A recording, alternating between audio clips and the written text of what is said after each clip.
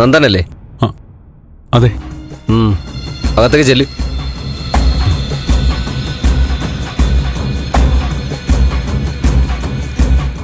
Madam കാത്തിരിക്കുക. Madam,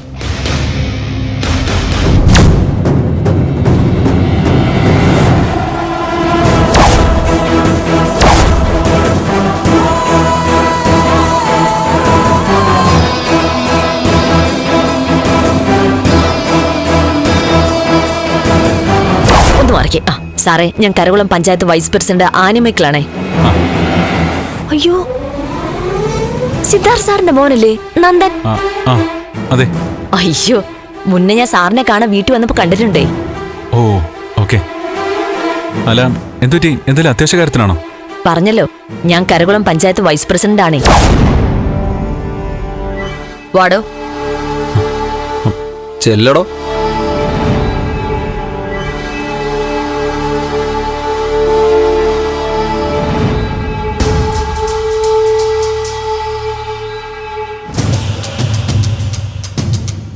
hello mister Nandan. Vasundhara IPS, SIT chief.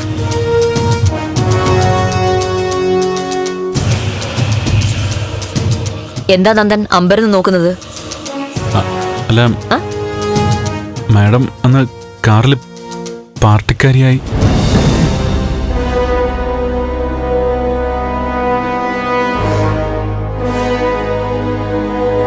Karakulam ഗ്രാമപഞ്ചായത്ത് vice president Annie Michael. അത് ഞാനല്ല.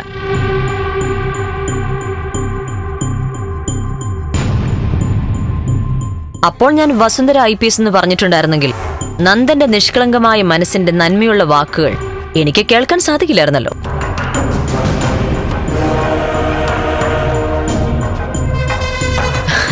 പോലീസുകാരല്ലേ നന്ദ, കള്ളന്റെ രാഷ്ട്രീയക്കാരന്റെ എല്ലാ വേഷകെട്ടലും ഉണ്ടാവും.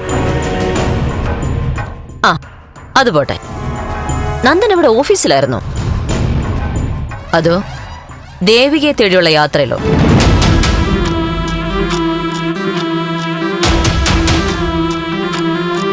ഞാൻ കൂട്ടുകാരന്റെ വീട്ടിലായിരുന്നു. ആരാ നന്ദന്റെ അടുത്ത കൂട്ടുകാരൻ? മുരളി. ഭാർഗവിയുടെ മകൻ ഓട്ടോ ഡ്രൈവർ മുരളി.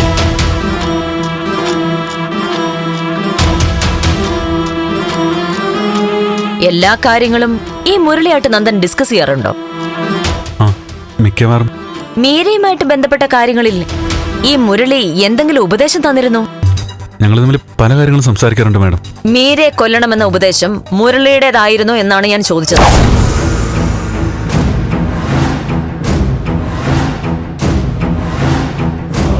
മുരളി ആ രീതിയിലൊന്നും സംസാരിക്കാറില്ല.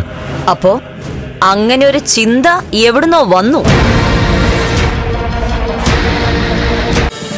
ഫ്ലവേഴ്സ് ഒരുക്കുന്ന കാഴ്ച വസന്തം യൂട്യൂബിൽ പ്രേക്ഷകർക്ക് ലൈവായി കാണാം. ഫ്ലവേഴ്സ് കോമഡിയിൽ ജോയിൻ ചെയ്യൂ, ആസ്വദിക്കൂ.